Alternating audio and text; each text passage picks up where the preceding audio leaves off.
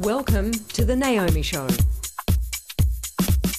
Hi there and welcome to the show. Now I'm joined today by Katia Loisel-Fury, who's a body language and flirting expert who ran speed dating events for 11 years. And we're talking about speed dating today. Now Katia, you even met your husband at a speed dating event. I did. How did that happen? Well, to be honest, on the night I hardly even spoke to him, but he came along and then of course he had my mobile number, so he text-stalked me, and the rest is history. So yeah, well, it works. It obviously works, yeah. And there are obviously good quality guys that come along because... Yeah, absolutely. Well look, I've got two of my best friends who've met their partners speed dating as well, so Really? I can definitely say it's, you know, you can meet some really beautiful, genuine people at speed dating, absolutely. So how does it work? Well, the idea, you know, you can have small speed dating sessions and big ones, but basically you get to meet between 8 and 15 people in a night, and you get to date them between 5 and 8 minutes each. So if they like you and you like them, then you give them a little tick, and then, you know, your email address or your phone number is exchanged at the next day or at the end of the night. So it's painless, relatively. Not That's always. what I was going to say. You say painless, but Yeah. for people who are shy, it might be quite confronting, might it? Because you're sitting across from someone and suddenly you're on, you've got to perform and you've got to churn them through too. It's quite a few of them. Look, absolutely. And I think the thing with speed dating is everyone's there for the same reason. So that makes it a little bit easier. But of course, you know, it is nerve-wracking because some people think, oh my goodness, I've got 8 minutes. What am I going to say about myself? And, you know, obviously that can mean, especially the guys sometimes sit there and, you know, stare at the girl for 8 minutes or have a list of questions, which is obviously a big no-no.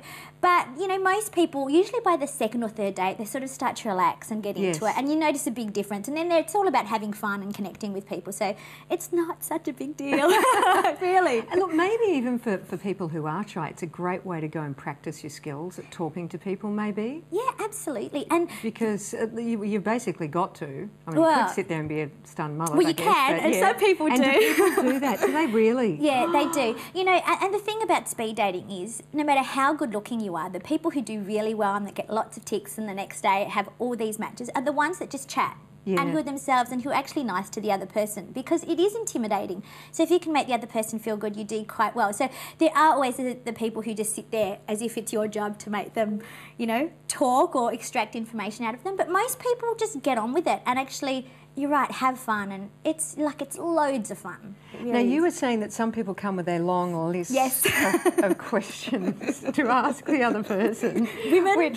Well, at least they are asking questions, because I spoke to a girlfriend of mine who said that a girlfriend of hers had been to a couple of speed dating events, and that the guys just literally sat there and talked about themselves the entire... Now, I'm this, I'm that, I do this. It was like the biggest sell job of all time. The girls are going... Okay, right, I guess you don't want to know anything about me. So you've got to get that balance, don't you? How do people do that? Well, you know, it's only 8 minutes. And I always say to people, you know, you've got 2 ears, 1 mouth. When you're doing speed dating, use them in that order. You know, and don't just give them this big list of, you know, questions or 20 questions, because it can be really intimidating. So I think the great way to open up is just to say, you know, who are you here with? If you're nervous, say so. Oh, I felt so nervous coming here, but actually it's okay, you know, it's good connecting with people. And then you're having a proper chat, and it's not just about who are you, what do you do, how much money do you have? It's making a connection, and, you know, that is what's going to get you a big tick at the end of the day, and it's going to make you feel, and them feel, much more comfortable. So what are your tips for people to take advantage of the event and make the most of it? Big thing is to not go there with huge expectations, because you put a lot of pressure on yourself. And speed dating is not about meeting your dream partner, although, look, you can.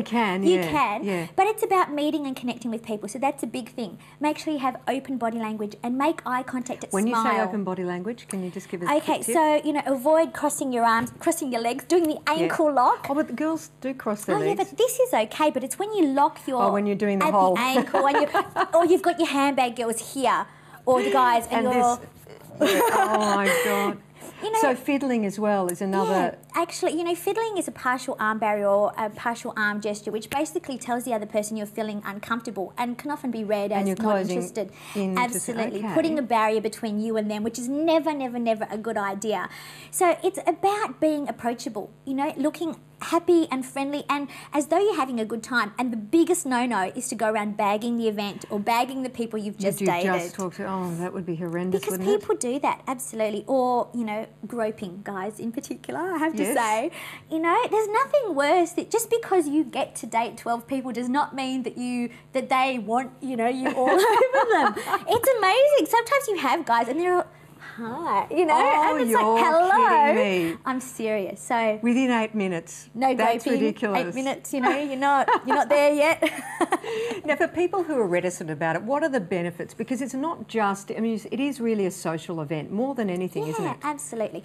Look, I think if you want to get really great at flirting or meeting new people, you have to practice. And the big thing is, if you're single, you should try everything. Yep. Because then you're meeting lots of people. You're going to meet, obviously, you're going to expand your social network of the same sex as well. So you have somebody to go out with, which is great. You're going to get really, really good at flirting and making other people feel comfortable around you. And that is the secret to attracting other people. Absolutely. Doesn't matter how good looking you are, that is the bee's knees. So okay. Yeah, well, absolutely. Thank you for that, Katia. Give it a go. And we'll see you next time. Your love life, let's talk about it at naomishow.com.